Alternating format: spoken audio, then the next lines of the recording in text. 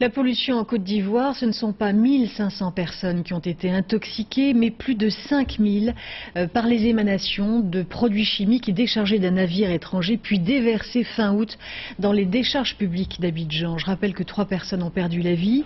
Des experts français sont arrivés sur place, ainsi que la ministre française déléguée à la coopération qui dénonce un acte criminel. Robert Minangwa. Des manifestants en sit-in devant l'hôpital de Cocody pour manifester leur inquiétude et aussi leur colère. Les malades victimes d'intoxication se présentent ici pour se faire soigner, mais les moyens sont encore dérisoires.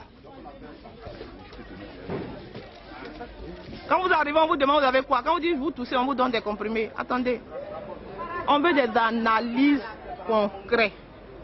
C'est ce que nous demandons.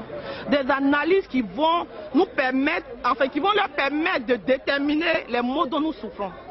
Un plan d'urgence a été mis en place pour tenter de faire face à la pollution. Des déchets toxiques volatiles importés d'Europe déversés dans ces décharges. La France a répondu présent en envoyant un groupe d'experts dans ce domaine. La ministre de la Coopération, présente à Abidjan, a même parlé d'actes criminels. Il y a à peu près 8 jours de stock de médicaments et il faut bien sûr anticiper pour qu'il n'y ait pas de rupture pour ces médicaments.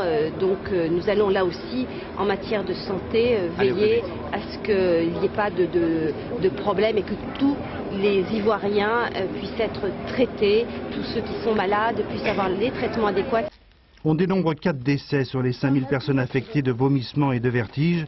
L'affaire est grave et a pris une tournure politique. Le gouvernement a démissionné et l'on cherche maintenant les responsables. La situation est sérieuse. Je voudrais donc, à cet instant précis, vous dire que je remets entre vos mains la démission du gouvernement. Le scandale de l'importation de déchets toxiques arrive au moment où la situation politique en Côte d'Ivoire se durcit. Elle arrangerait presque les affaires du président Gbagbo, accusé d'entraver le processus de réconciliation en Côte d'Ivoire, un pays coupé en deux et qui attend toujours des élections pour sortir de la crise.